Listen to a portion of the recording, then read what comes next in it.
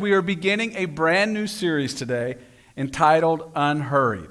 Now, I know for some of us this feels like a bad word. Hurry is natural, unhurried is unnatural, and I totally get it. I read this week that there's, in Harvard Business Review, there's an article that talks about how the culture has shifted. Generations ago, we sort of had a value that said if you're wealthy, you have leisure. You might go sailing. You might play golf. You might do these things by the pool. Now we say if you're wealthy, you're busy.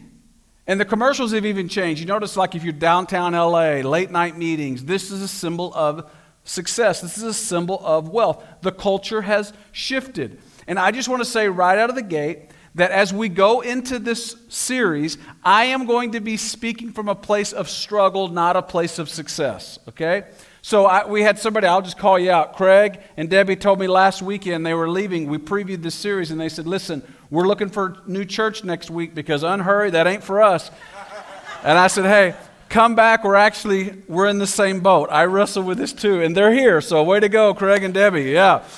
They stuck it out with us. So listen, here I'm just confessing now, and you can feel free to judge me here. That's not a problem if you want to judge me. But I like to read through the Bible each year. And one of the ways I do that is I like to use a Bible app, and one of the Bible.org, but then I'll actually use the reading recap, and it's just another option. There's so many great ones out there. And in doing that, I often will listen to it on the way to work. And I had gotten several days behind. So I thought, well, then I'll just pick up the speed at which I'm listening to it. See, some of you are already judging me. So I'll confess, I've been listening to it at 1.75 speed. Like I said, I was a few days behind, all right? Here is a recent reading. Just relax and enjoy. Come to me, all you who are weary and burdened, and I will give you rest. Take my yoke upon you and learn from me, for I am gentle and humble in heart, and you will find rest for your souls. Wasn't that beautiful? So two things. That is not ideal. But I am completely caught up on my Bible reading. I do want credit for that. Isn't it interesting that Jesus is talking about finding rest? I was more worried about results. He's talking about like his presence, and I was focused on productivity. And so in order to get to where I wanted to go, I needed to pick up the pace at which I was receiving the information. And I think it was just a great symbol of the life that we live in, the culture that we live in. And so I'm just confessing that that's a struggle for me. I'm not speaking from a place of success, but a place of struggle. But let me give an opening question for all of us. What if it could be that the life you're chasing is costing you the peace that you crave? Both are true. You have a life that I think sometimes culture is pushing us toward. Maybe it's in your own family. Maybe it's just around you. Maybe it's just from within you. And yet you also know it's actually costing you the peace that you most deeply desire. Now listen, even if you aren't a Jesus follower and you're here today, we're so grateful that you are here. And the truth is, all of us desire peace. In fact, on the weekend that we've had, we desire peace. We often want world peace. We see the desire we are drawn to a place of peace. And it was several years ago that I was having breakfast in the San Francisco area with Nancy Ortberg, who's a writer and speaker, and she was talking a little bit, and one of the things she said was, have you ever considered what the greatest spiritual enemy is to your spiritual life?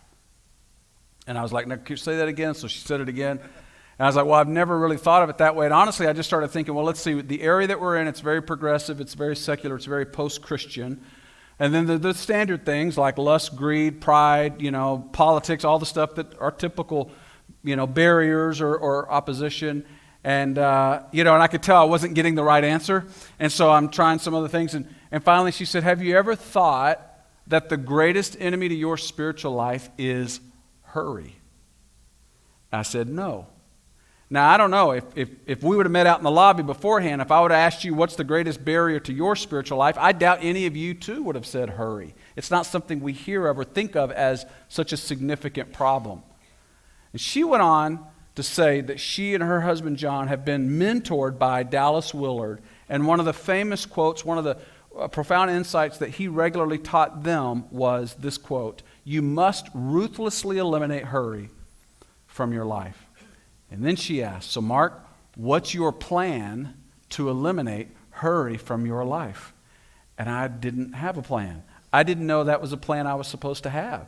And so I remember just saying, well, if I just had a few more hours in the day, I think I could eliminate hurry from my life, right? And you ever feel that way? If I just had a couple more hours every day, I could get everything done.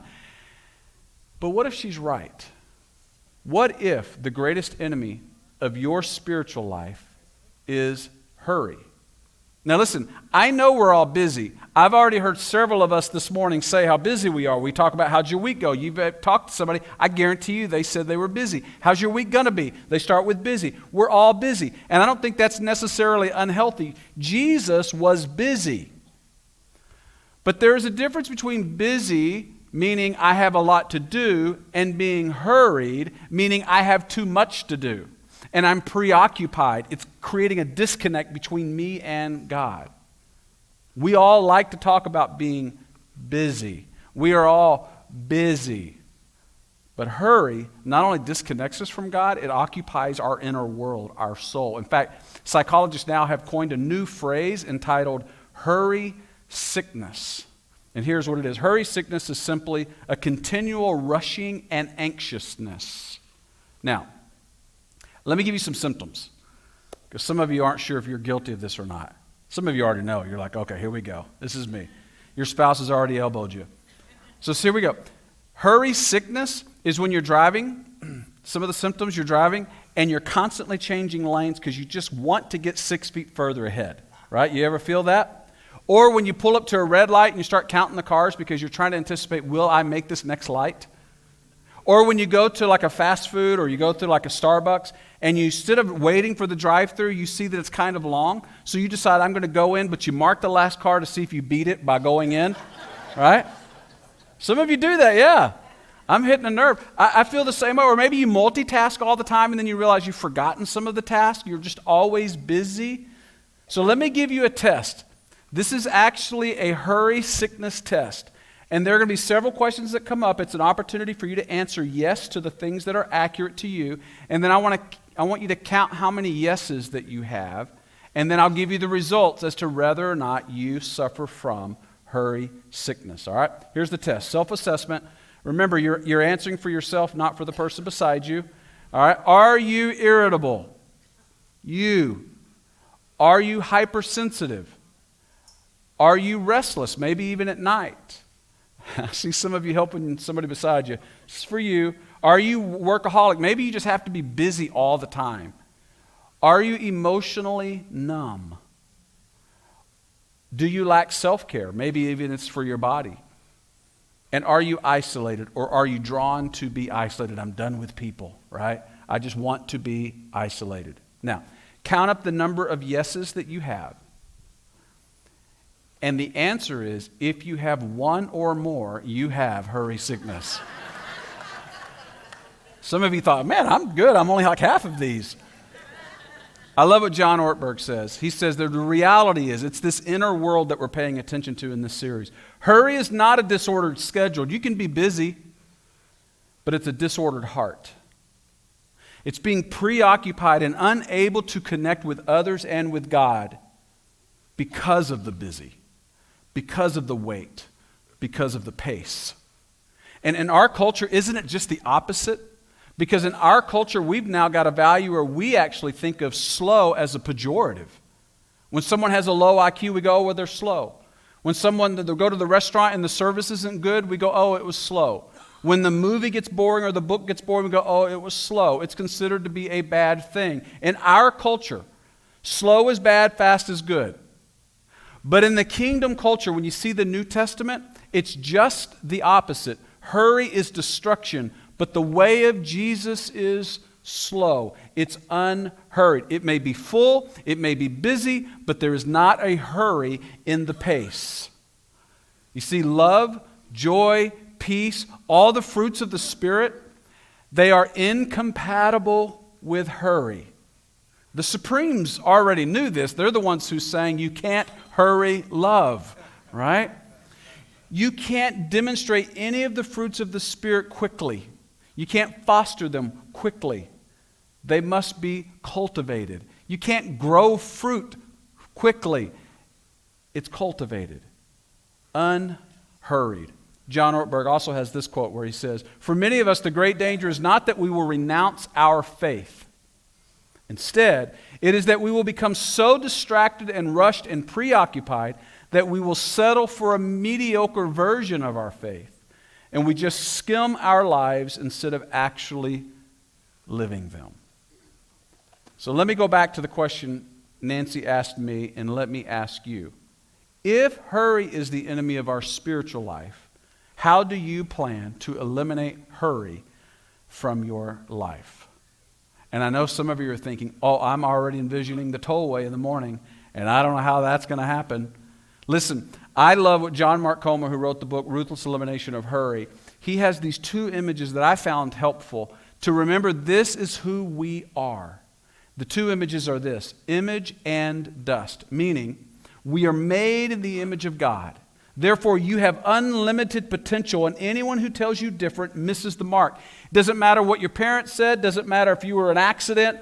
You are made in the image of God. His thumbprint is on you. You have unlimited potential. And you were formed from dust. And that means that from dust we have come, from dust we will go. We have limitations. And this is the great tension of life. I have unlimited potential, and I must accept my limitations. But when I hurry, I'm focused on the potential, and I refuse to accept my limitations. And the more hurried we are, the less peace we have. How can we be people of peace? How can the people who follow the Prince of Peace not have peace? And so we're going to look at a story from the life of Jesus where he modeled this so well.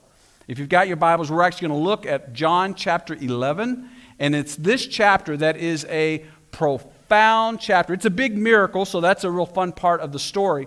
But when you see it in context of the gospel story, it's even more profound because listen, in John chapter 11, Jesus is going to raise Lazarus from the dead. Spoiler alert, that's what happens. But the very next thing that happens is Jesus, for the first time, goes public again, and it's his triumphal entry into Jerusalem. We're going to celebrate this on Palm Sunday at the end of the month. This is where he's in the Passion Week, where he's going to the cross eventually. All that happens in John chapter 11 that we're about to read, we're just going to read the pregame. We're not going to go through the miracle, but just the pregame. We're going to see the pace at which he walks. All that happens in John 11 sets the tone and triggers the events of the Passion Week. This is when it happens. So there's nothing more consequential than what's happening in John 11. And yet, Jesus is unhurried. Knowing what's happening, and he's going to point to it in verse 4, he still was unhurried. Let's look at the story together. John chapter 11, beginning in verse 1. Now a man named Lazarus was sick. And when the Bible says you're sick, right? And he's actually going to pass away.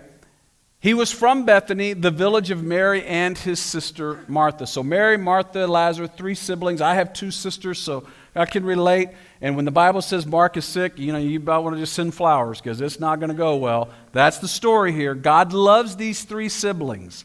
And because he loves them, they've seen him treat and meet the needs of other people. They had every reason to believe Jesus was going to come and meet their needs when Lazarus was sick. So they wanted to send word to Jesus. Verse 3, so the sister sent word to Jesus, listen, Lord, the one you love is sick. In other words, they didn't even invite Jesus to come heal Lazarus because they knew Jesus was motivated by love. As soon as he even hears that Lazarus is sick, he's going to come running. There was no doubt in their mind that Jesus wouldn't quickly come when he got word that Lazarus was sick.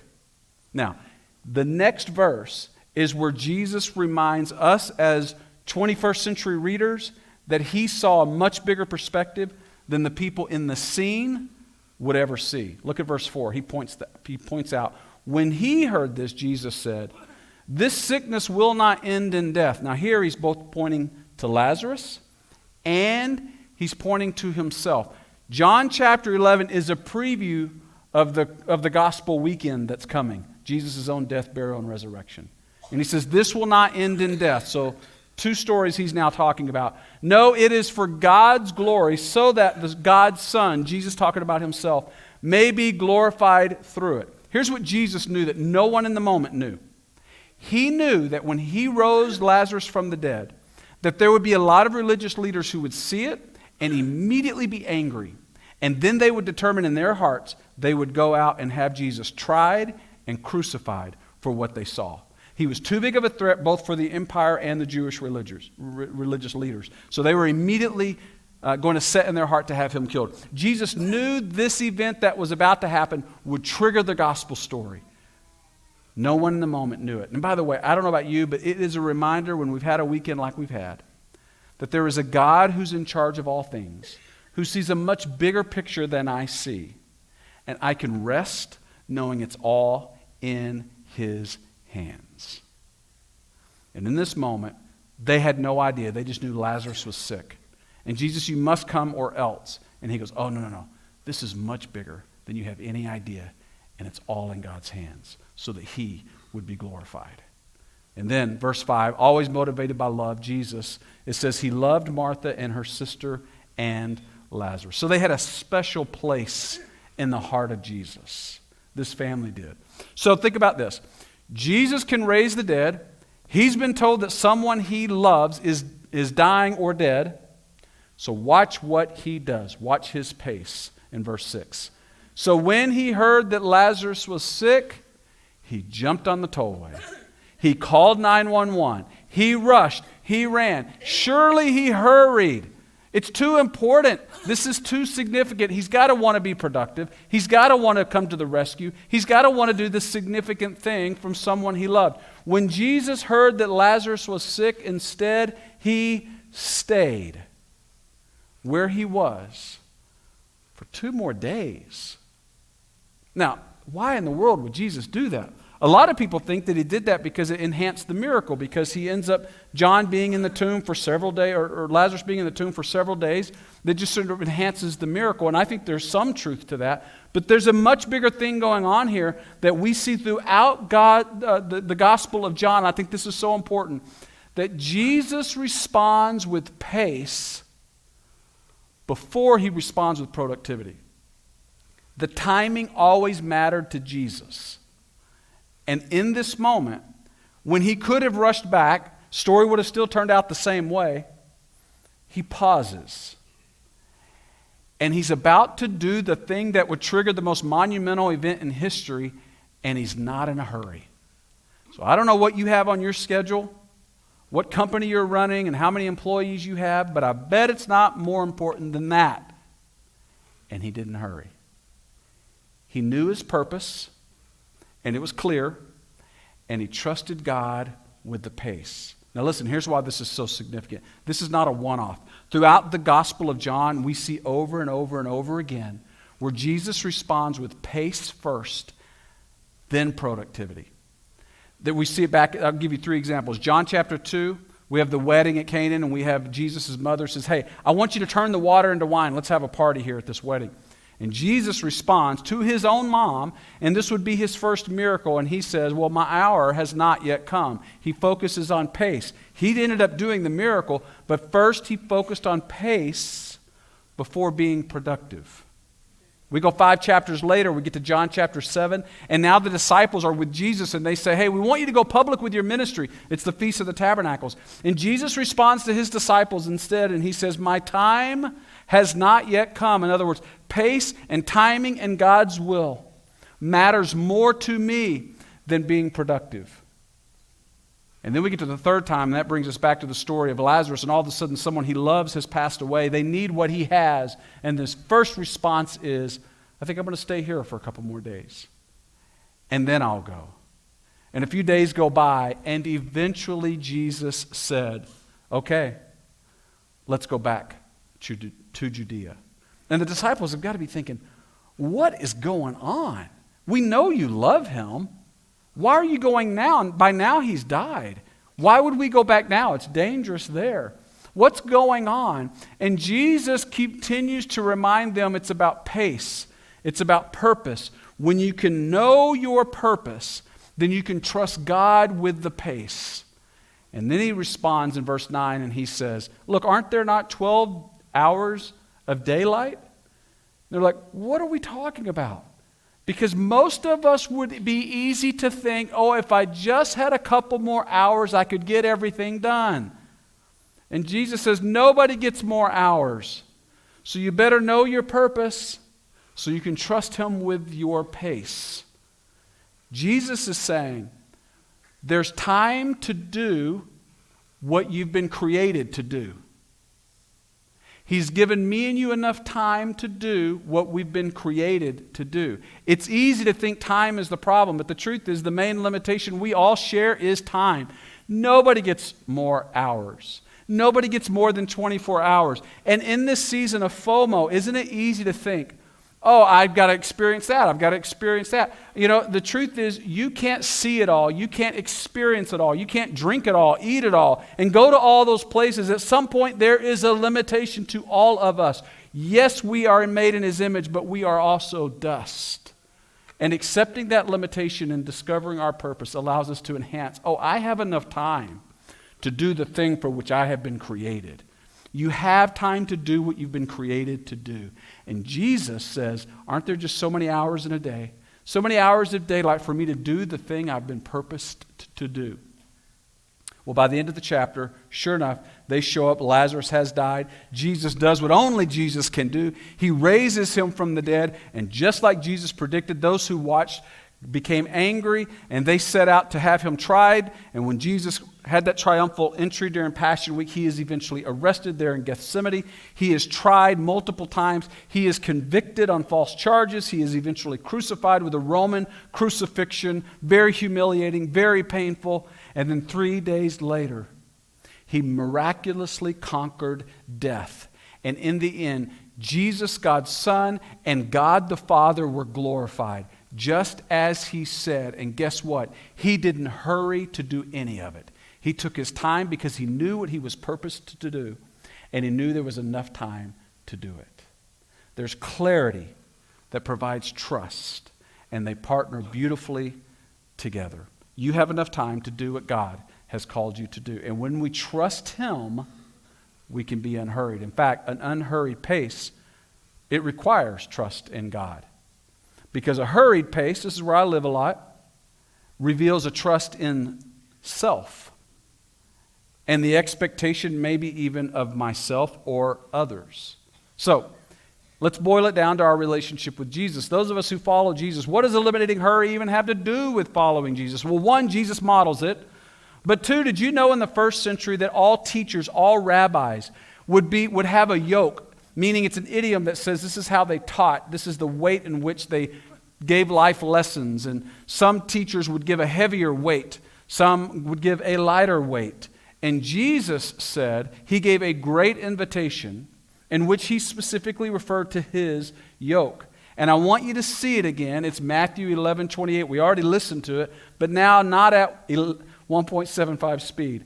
Come to me, all you who are weary and burdened, and I will give you rest. Would you just say that verse out loud with me? Say it with me. Come to me, all you who are weary and burdened, and I will give you rest. I don't know what burden you walked in. Maybe it's about world events. Maybe it's about your health or someone that you love. Maybe it's about your family or relationship or your finances. But Jesus invites you and me to come to him today. And then he describes what the experience will be when we do. He says, take my yoke, my teaching upon you and learn from me, for I am gentle and humble in heart. And you will find rest for your souls. For my yoke is easy and my burden is light. Eugene Peterson, who wrote the translation, The Message, a modern translation that rewords this same passage this way. Are you tired, worn out, burned out on religion? Come to me. Get away with me and you'll recover your life. I'll show you how to take a real rest. Walk with me and work with me. Watch how I do it. Learn the unforced rhythms of grace. I won't lay anything heavy or ill-fitting on you. And then verse 30, keep company with me, and you'll learn to live freely, and you'll learn to live lightly. Unhurried is following Jesus at his pace. Now, I don't know if you don't follow Jesus, this invitation is for you to come to him, all who are weary and burdened, and he will provide rest.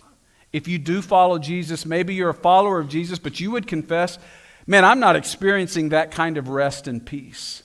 Maybe you feel like something's missing out, and could it be that our world has convinced us, maybe our family, maybe just internally, we've just bought into this idea of being in a hurry, of constantly overvaluing productivity. And along the way, we've forgotten to stay connected with God. And we may be preoccupied and missing out on what we've been created to do. So back to our original question. Could it be that the life you're chasing is costing you the peace you crave? And let me give you just in a bottom line way.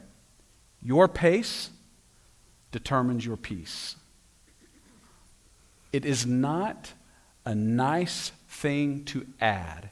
Jesus demonstrates it's the way to live.